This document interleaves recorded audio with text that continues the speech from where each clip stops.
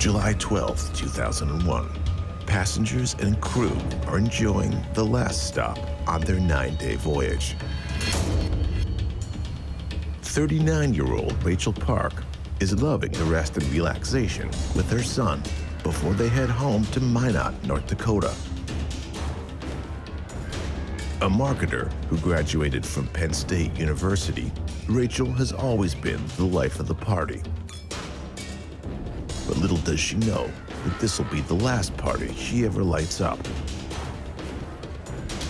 Because this is the night that Rachel Park will disappear without a trace. With evidence showing signs of a struggle and several suspicious individuals on board the ship. What happened to Rachel Park?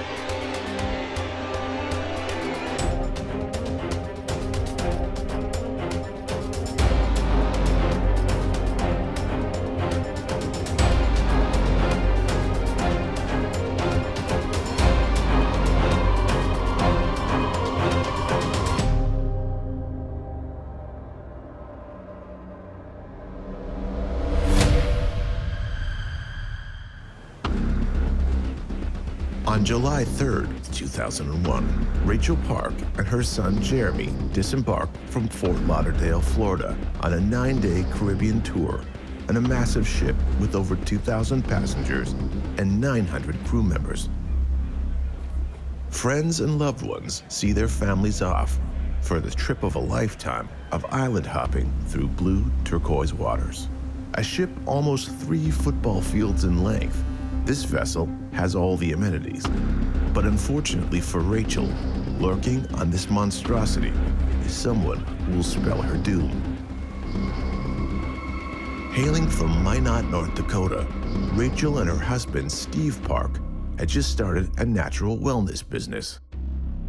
Things are looking pretty good for Rachel. She's just started this new health and wellness company with her husband. They sell natural health products, vitamins. So in order to get the business up and running, she needs to be putting herself out there and getting lots of contacts and being able to sell the product widely. So the more people she knows, the better for her business. It seems like it's going to be a great success. Rachel fostered 2 children, and their adoptions have finally been legalized by the courts. And with her new business venture taking off, this 39-year-old marketer seems to have it all.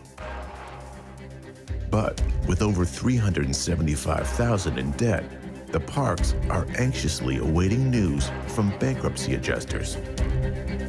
And Rachel has an upcoming day in court where she's the plaintiff in an ongoing child custody battle with her first husband.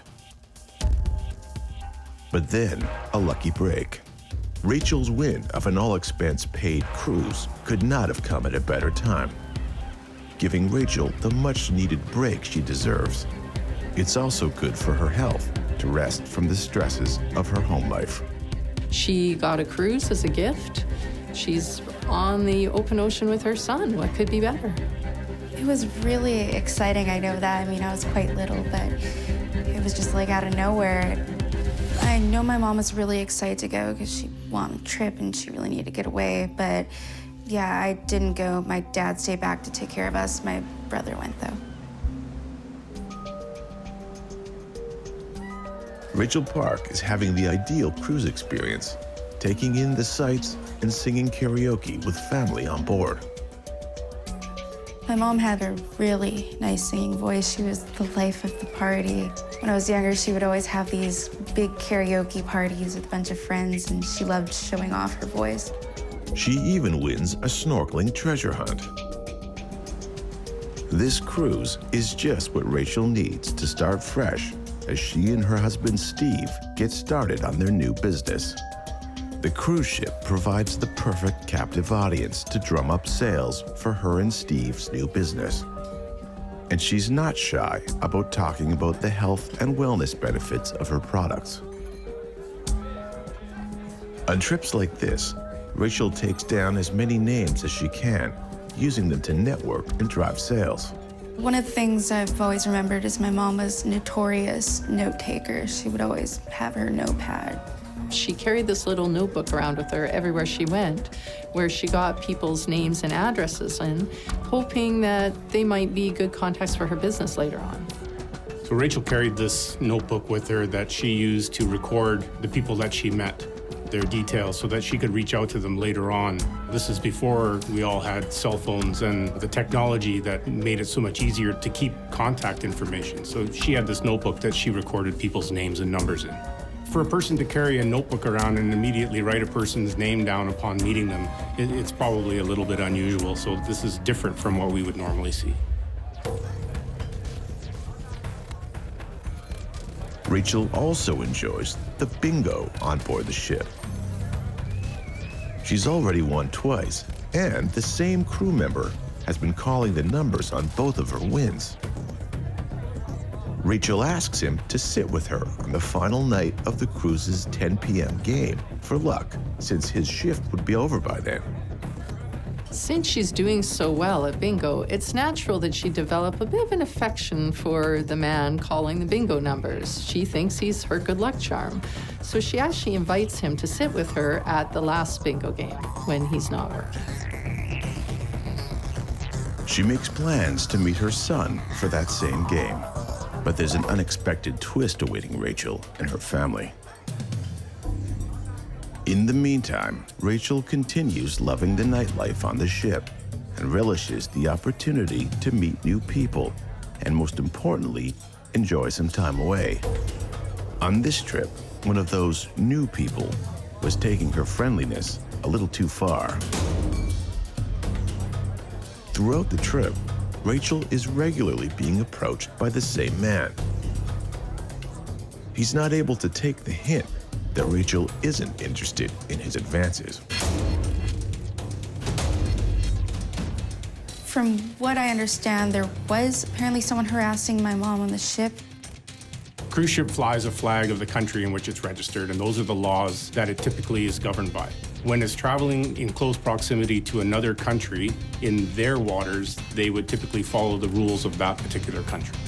As is alluded to here, there were certain laws enacted specific to particular crimes, especially when we're talking about U.S. citizens. The FBI is very interested in having specific information on their own citizens on cruise ships. Despite being told in no uncertain terms to leave her alone, this harasser won't let up. And she really tried to get security to intervene.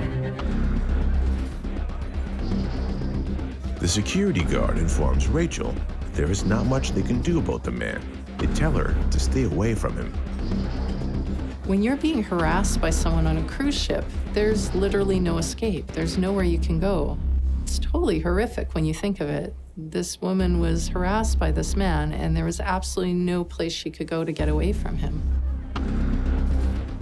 Rachel finally arrives at the 10 p.m. bingo game, showing up early as she's still excited from her previous bingo win. There, she's supposed to meet up with her lucky bingo caller and her son, Jeremy. She roams around the casino looking for a good seat.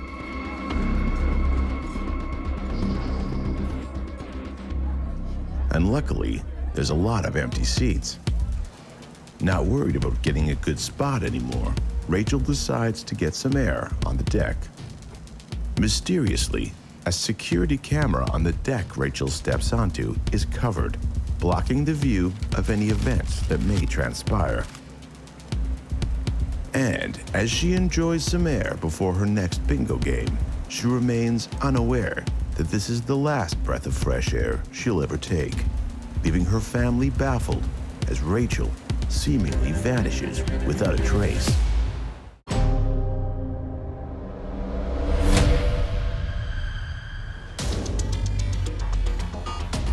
39-year-old Rachel Park and her son Jeremy are on a 9-day cruise.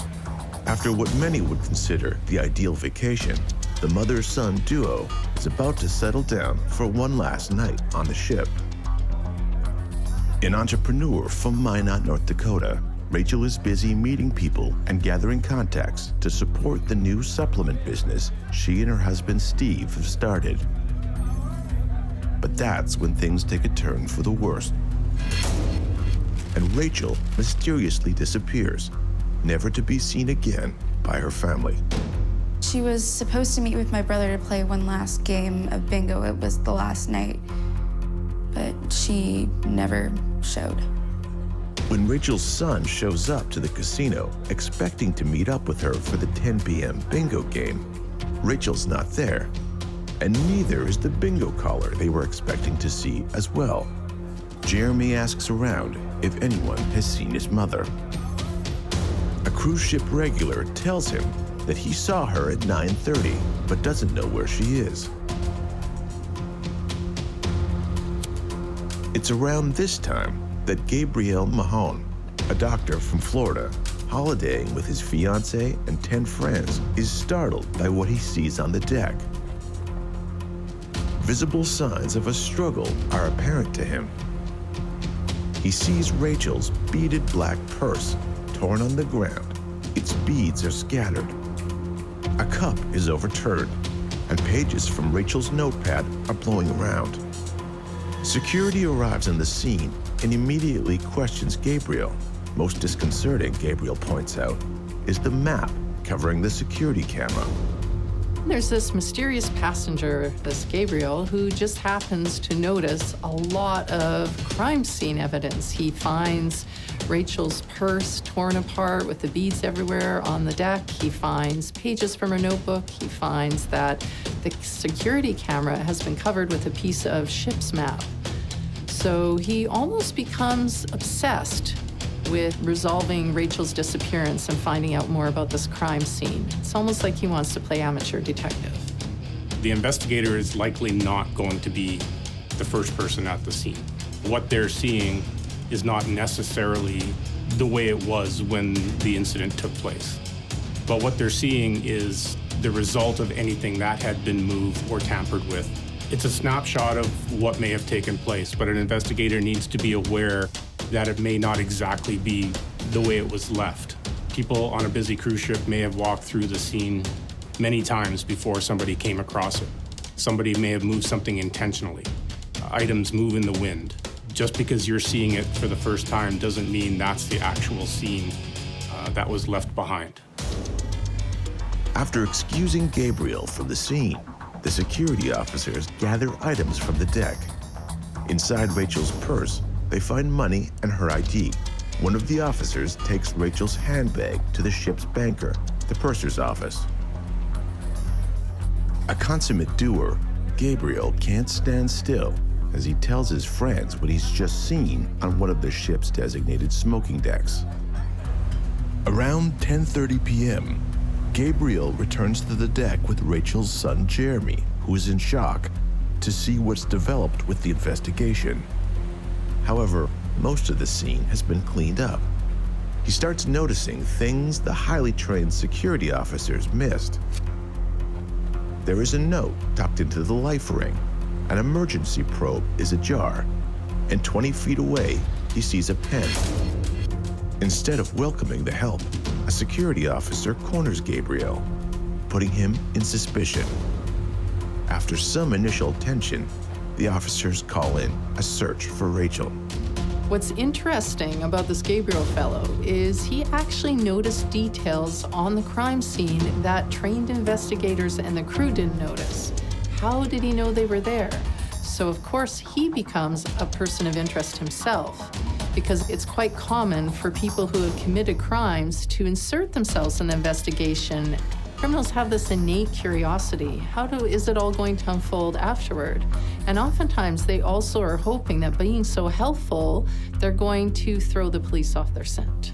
When the fact that somebody might be missing is brought to the attention of the crew, then typically the captain or whoever is in charge at the time will make efforts to call for that person, asking for that specific person to present themselves to help locate them. Will the passenger from room 3416 please report to the purser's office? The passenger from room 3416, please report to the purser's office. Now under suspicion himself, Gabriel can't believe it. Feeling like something is off, he once again returns to the scene of the crime. Something about the way security was acting didn't sit well with him. Rachel's son, Jeremy, is in shock, hearing that his mother is missing. He just saw her a few hours ago. For him, this is a nightmare come to life. Crew tell him that some of her belongings have been found on the smoking deck. This is a puzzling detail for Jeremy. His mother never smoked. Gabriel briefly talks with Jeremy, assuring him things will work out. Not a moment later, his confidence shakes as he discovers some drops of blood on the deck. Jeremy informs Gabriel about the man who was harassing his mother. Despite his and his mother's attempt to alert security, they are told by security that it's not their problem. Shortly after the Coast Guard arrives on the ship, a cabin search is issued. Using a photo of Rachel, the ship's security searches the entire ship for her. When someone goes missing on a cruise ship, it's regular, normal practice to do a cabin-to-cabin search. So that was also done in this case. They had a photo of Rachel to go by to see if anyone had seen her, but they also had evidence of foul play on the deck, including blood spatter. Passengers these days have electronic cards, and they have ways of tracking whether or not they're on the ship or off the ship. So if they know that the person is on the ship, but they're not accounted for, they're not answering to the calls, they can't find them in a room-to-room search, then they may have to make the assumption that they've gone overboard. Gabriel Mahone returns to the crime scene to see if any news of Rachel has surfaced. To his horror, the last place she can be traced to is still open to the public. He implores the security who are now on the scene to rope off the area and preserve any evidence that may still be there. The ship's officers dismiss his concerns and tell him to mind his own business. You may say that Gabriel was overinvested in this thing, but I think he had a point to be really upset that people were walking through this crime scene. Everyone knows that crime scenes get compromised very, very easily, and the only people that should ever have access to them are the investigators, and even then, as few people as possible. And in this case, people were just allowed to walk through it constantly. All of Rachel's belongings, the beaded purse, the notebook paper, they were just picked up by hand. The U.S. Coast Guard officers and ship security are having no luck with their search for Rachel. It's been over 3 hours since Rachel was first reported missing. The Coast Guard insists to the captain that the ship turn back and assist in the search and rescue.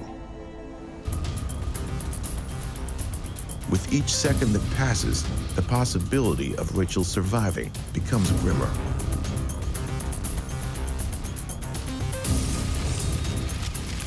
With signs of a struggle, the family fears the worst. Knowing that Rachel was harassed on the cruise by another passenger is also disconcerting. Does he have something to do with Rachel's disappearance? What about the bingo caller who she was supposed to meet?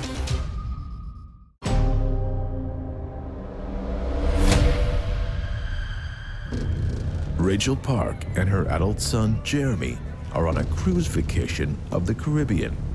But while on board the ship, Rachel goes out on the deck and seemingly vanishes. The Coast Guard arrives and leads a cabin-to-cabin search, which comes up empty. Investigators begin looking into people of interest. Among them is a man who harassed her earlier on the ship.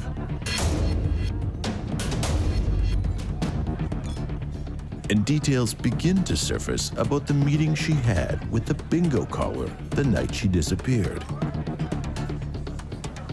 As the investigation continues, one conclusion arrived at is that Rachel may have jumped overboard on her own. Meanwhile, the Coast Guard orders the captain to turn the vessel around and begin a search for Rachel in the water below. I know for a fact that my mom would never commit suicide because things were going so well. She was actually in a good place and really happy, and I just can't see that ever happening.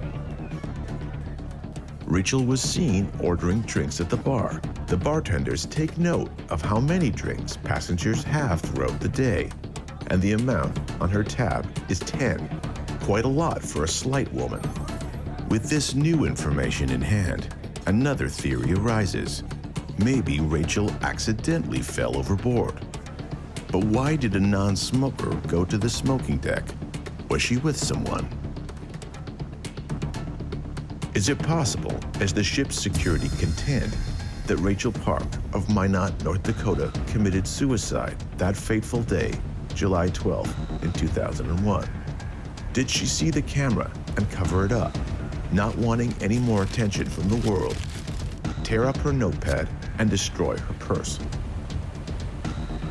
Was the stress of her upcoming bankruptcy and custody hearing too much for her to bear? Did she have too much to drink, and a drunken rage caused her to do the unthinkable?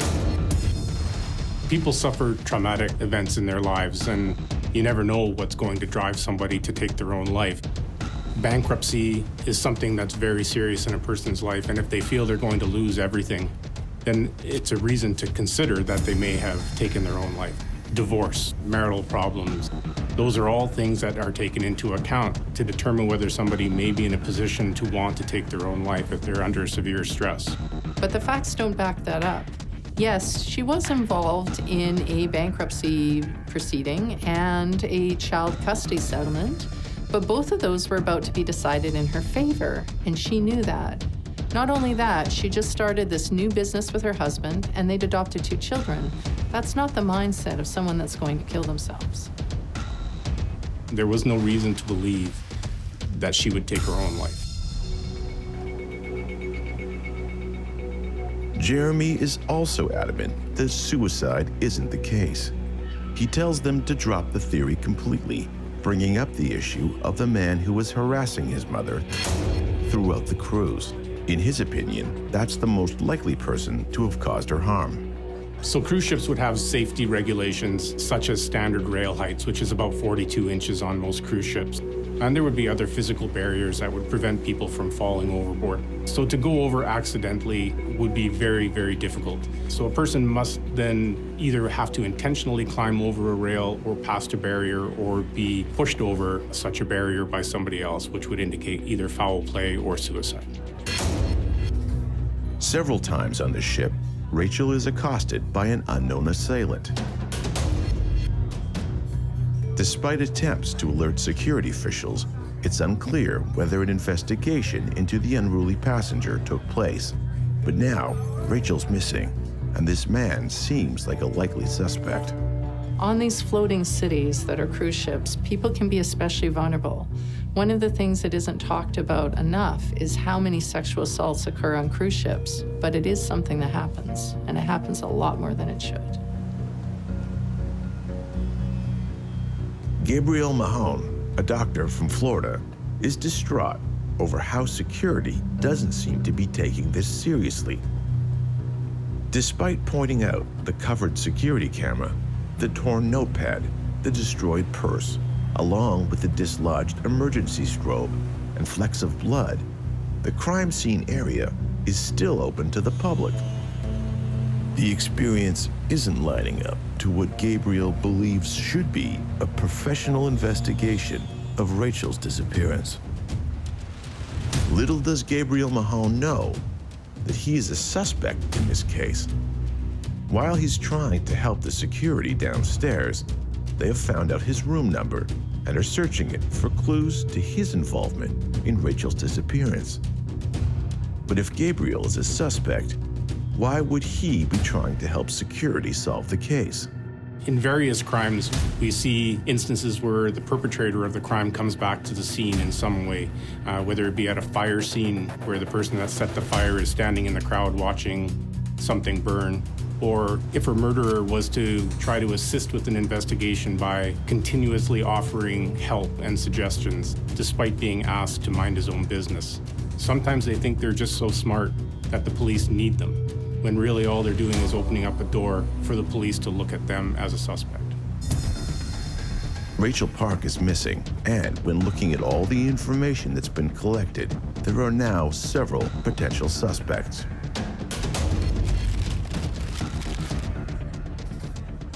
Rachel Park had already won twice at bingo on this 9-day cruise. She'd arranged to have the bingo caller, who was calling the numbers in both games she won, to sit with her at the 10 p.m. game of July 12, 2001. The night she goes missing. When Rachel's son Jeremy comes to meet her at the 10 p.m. game, neither she nor the bingo caller she was supposed to meet are there. Is there something going on that would cause the ship's security to be so dismissive of all the evidence? There is no denying that Rachel's black beaded purse is found torn apart, and her notepad is found with the pages strewn about. Why don't the highly trained security officers notice the covered camera, the dislodged emergency probe, or the flecks of blood? Something had happened to my mom, and it seemed fairly obvious. From what I was told, it was like a crime scene in a movie. But there's a peculiar detail in regard to Rachel's purse that was found. It was wiped clean of fingerprints and placed back on the deck. There's a lot of questions about this case, and it kept getting stranger and stranger. Why was the purse removed from the crime scene and then wiped clean and put back where it was before? Why were no photographs ever taken of this crime scene? That's one of the first things you do when a crime is committed, is take a photograph so you have that lasting document. None of these things were done. It's just bizarre. So when steps are taken to intentionally not record potential evidence at a crime scene, an investigator would automatically be concerned about somebody trying to hide their tracks. In this particular case, the fact that the purse was removed from the deck is clearly something that would be of interest to an investigator. More questions emerge. Why did it take over 3 hours for the ship to turn around to look for Rachel? It was not until after the Coast Guard officers arrived that a cabin-to-cabin search was ordered of the ship. Was it at the security's urging that this was a suicide? Who would know what camera to cover unless they had a plan to lure a victim to that spot? And what about the physical evidence and signs of a struggle? Can that rule out an accidental fall? With suicide out of the question, 3 possible scenarios remain in play for Rachel's disappearance. Investigators have to decide if it was murder with the harasser, the bingo caller, or the overly interested passenger. All potential suspects.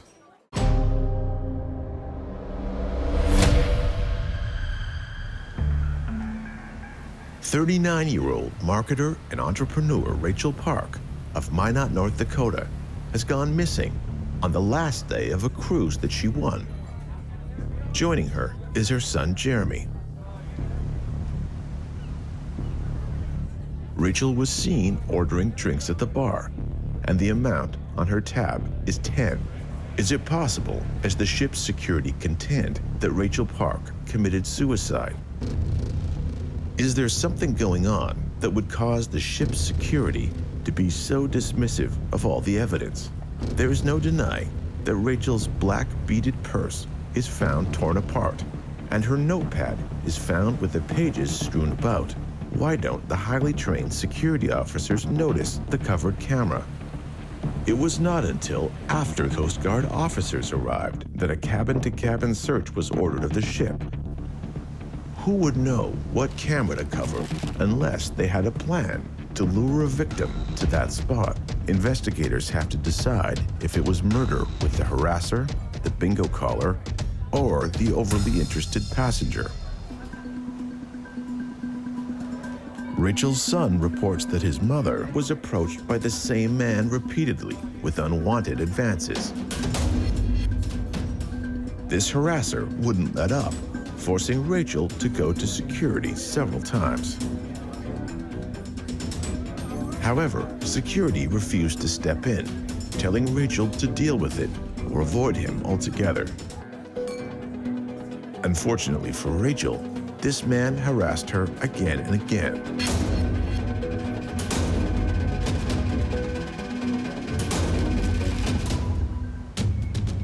Is it possible that the harasser attacked Rachel on the cruise? Did the constant rejection from the apple of his eye cause this man to commit murder?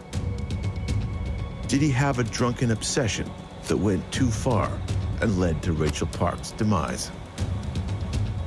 Rachel's son had pointed out that there was a man on board that had been a problem for Rachel from the very beginning.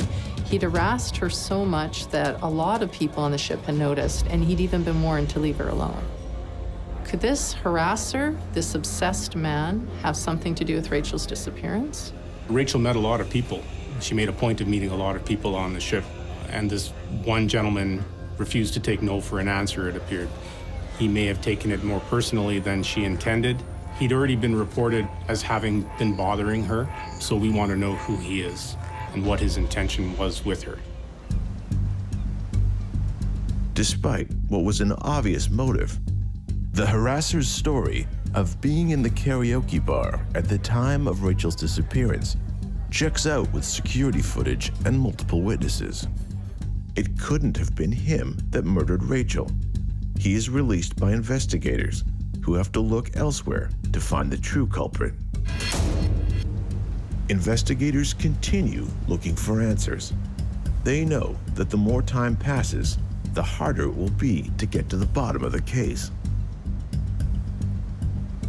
With suicide out of the question and the harasser released by authorities, there are two remaining suspects, the bingo caller and Gabrielle Mahone.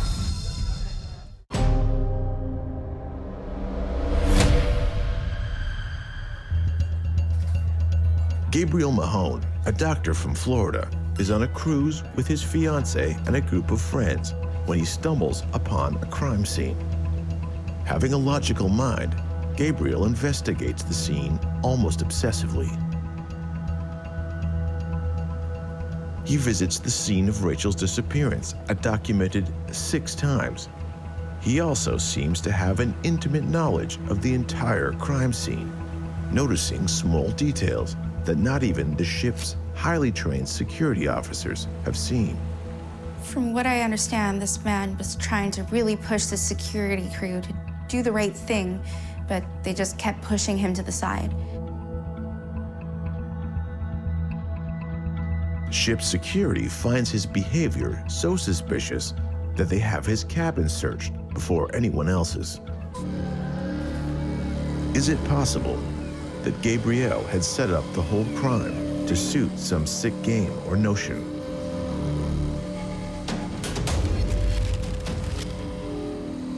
On the surface, Gabriel appears to be a model witness and passenger.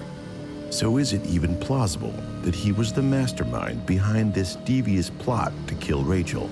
And why her? Was she only in the wrong place at the wrong time?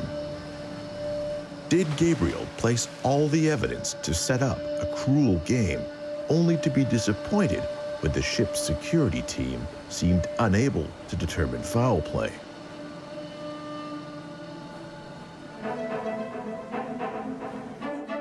This is Gabriel Mahone's first ever cruise. His alibi includes his fiancée and a few close friends. All attest to his innocence, placing him with the group at the time of Rachel's disappearance. He is what he says he is, a concerned passenger with a keen eye and earnest desire to right a wrong. Turns out he just wanted to do the right thing, but he actually ended up being a suspect, and that almost ruined his life. In the end, Gabriel Mahone offers to take a lie detector test, but is told it's unnecessary as he is released of any wrongdoing. Gabriel can hold his head high, knowing that he did all he could to assist with the investigation, despite being under suspicion. After Gabriel is exonerated, investigators are left with one potential suspect. But was it actually him? The bingo caller was calling the numbers on both of Rachel's wins.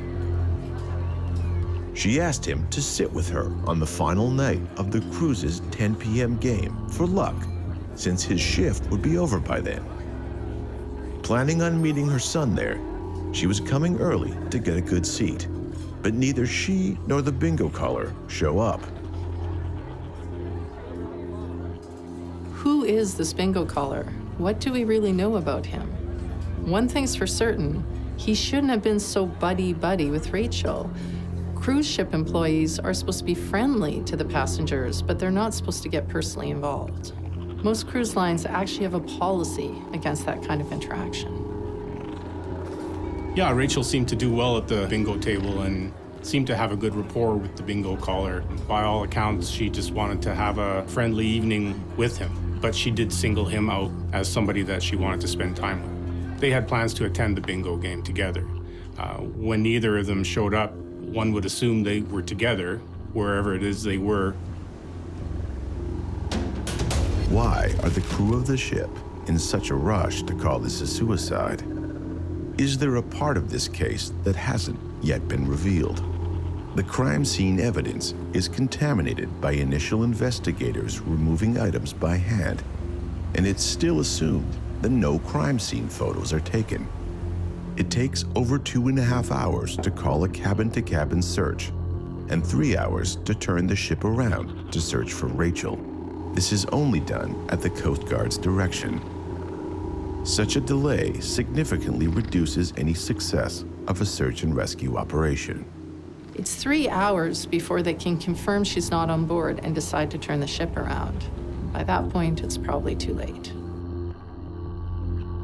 So we understand it took 3 hours to search the ship, at which point they would have believed to have gone overboard. The ship would have turned around, and then they spent 16 hours with airplanes and boats and the Coast Guard searching where they believe she may have gone overboard, covering over 800 square miles, and they weren't able to find her body. Well, it's unlikely a security camera becomes covered up by accident. Somebody had to cover the camera. Likely the somebody is the person responsible for Rachel's disappearance or death.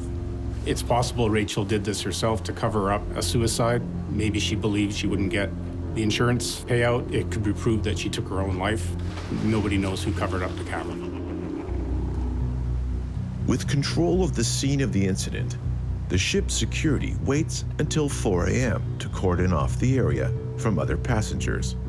Further to this, an eyewitness says a crew member is being led off the ship once in port in handcuffs. Could this be the mysterious bingo caller? We have no idea. Because this is an incident involving an American citizen, the FBI arrives and begins conducting their investigation. The bingo caller is caught lying by the FBI about his whereabouts several times.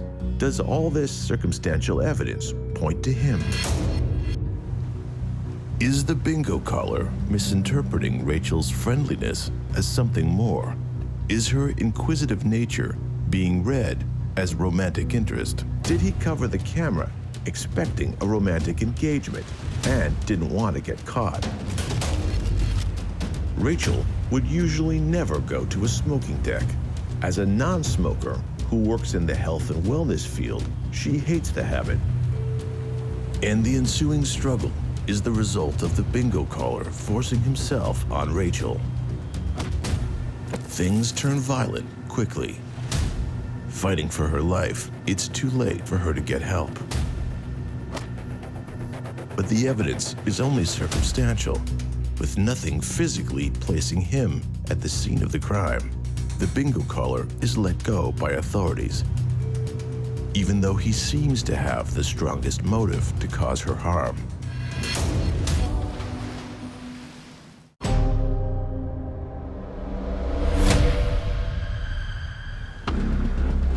Rachel Park is declared dead in July of 2002.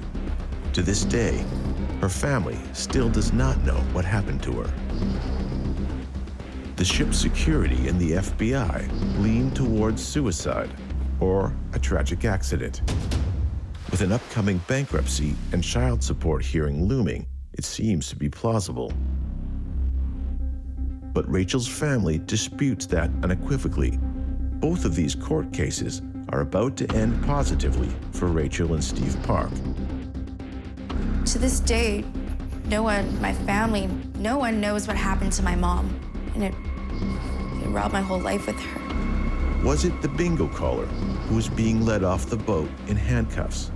We will never know, with nothing to place the crew member being led off the boat and the bingo caller as the same person. This evidence is anecdotal at best. He was never charged and is innocent until proven guilty. Only the ship's security and the FBI know what's on the security cameras, what they show us and what they don't. To get to the bottom of her mysterious disappearance, Steve Park sues the cruise line under the premise that they were negligent in regard to the monitoring of the security cameras. The answers he seeks, he never receives. The cruise line settles out of court to help him raise the kids he and Rachel adopted. My family and I never got an answer as to what happened to my mom. Rachel had so much going for her. She had a new start planned. Everything seemed like she was turning a corner. Things were going to get better. How sad is it that she never got the chance to experience those things? She never got the chance to enjoy her new life, her new business, and those 2 adopted children. We might never know what happened to her. Because of the way this case was handled, sadly, it may always be a mystery. The facts surrounding Rachel's disappearance are either missing, uninvestigated, or simply gone. It took over 6 hours to actually cordon off the scene. Who knows how many people went through that scene, may have dropped things there. They may have dropped their own DNA at the scene. They may have taken away items that were at the scene. There's just no way to know. There's no forensic evidence. The purse is turned over to the security personnel at the scene. It still has money in it. It still has her identification in it. I don't think the purse had ever been turned back to Rachel's property. The odds of it being solved at this point, with the lack of physical evidence, the lack of any video evidence, is very slim. Really, all we can hope for is that somebody comes forward that has information about what actually happened on board that ship. No one knows who did it or why. Only the cruise line and the FBI know what the evidence shows. Over 15 years later, it's impossible to say what happened. What we do know is that someone out there has blood on their hands, with their conscience as their only judge.